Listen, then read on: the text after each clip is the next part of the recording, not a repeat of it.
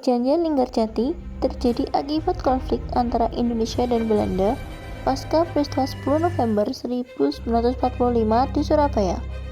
Upaya awal untuk gencatan senjata di Jakarta pada 7 Oktober 1946 gagal karena perbedaan pandangan. Indonesia menginginkan pengakuan atas Jawa, Madura, dan Sumatera, sementara Belanda hanya mengakui Jawa dan Madura.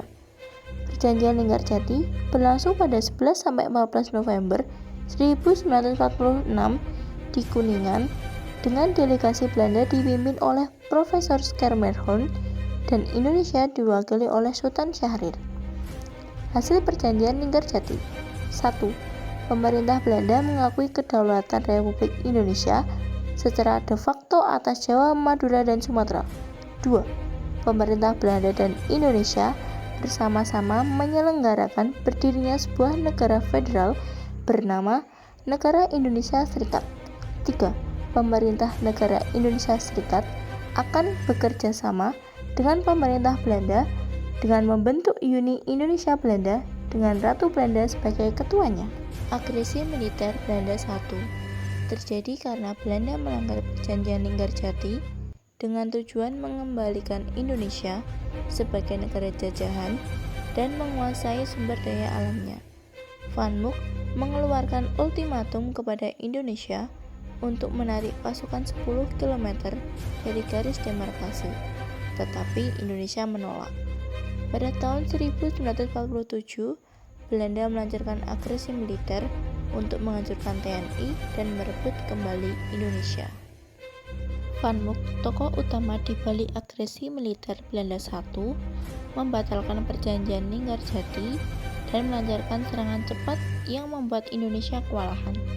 Agresi ini membawa dampak positif berupa meningkatnya dukungan internasional dan pengakuan de jure atas kemerdekaan Indonesia.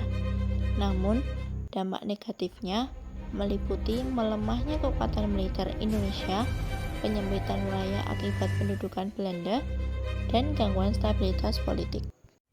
Perjanjian Renville dilatar belakangi oleh pertikaian yang terjadi antara Indonesia dan Belanda.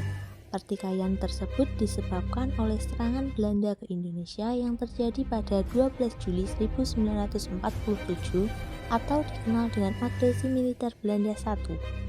Perjanjian Renville memuat beberapa persetujuan, yaitu Belanda hanya mengakui Jawa Tengah, Yogyakarta, dan Sumatera sebagai bagian wilayah Republik Indonesia. Setelah cukup lama berunding, akhirnya terciptalah Perjanjian Renville yang berisi sebagai berikut. 1. Pembentukan Republik Indonesia Serikat (RIS) dengan segera. 2. Republik Indonesia merupakan negara bagian RIS. 3. Belanda tetap menguasai seluruh Indonesia sebelum RIS terbentuk.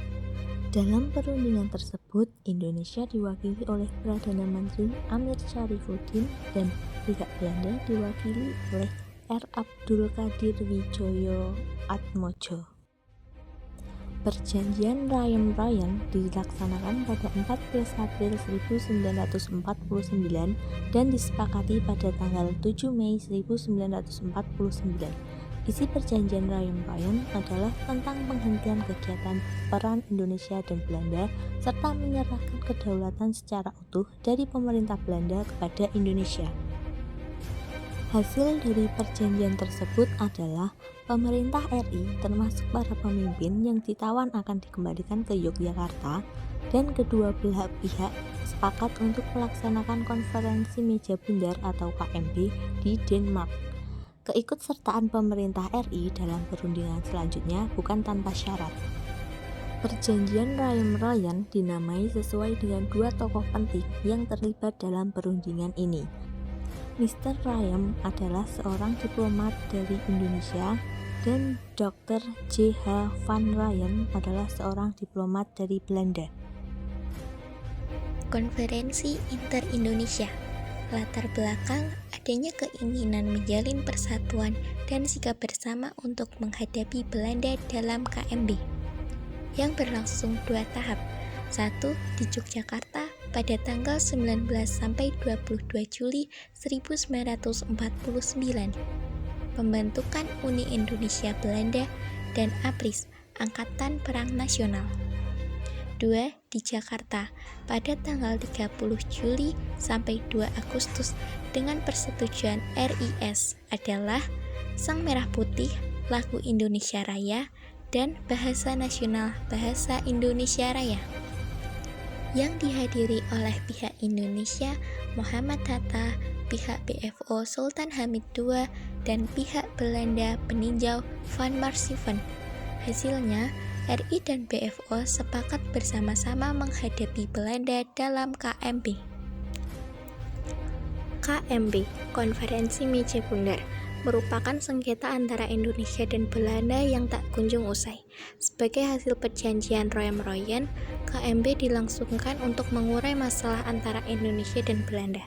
Tujuannya, hasil lanjutan perjanjian Roem-Royen dan penyelesaian masalah antara Indonesia dan Belanda yang sudah sekian lama. Mulai tanggal 28 Agustus sampai 2 November 1949 yang dihadiri Indonesia, Belanda, dan BFO. Hasil 1. Belanda mengakui kedaulatan Indonesia sebagai RIS akhir Desember 1949. 2. Utang kolonial akan dibayar Indonesia kepada Belanda dihitung dari tahun 1942.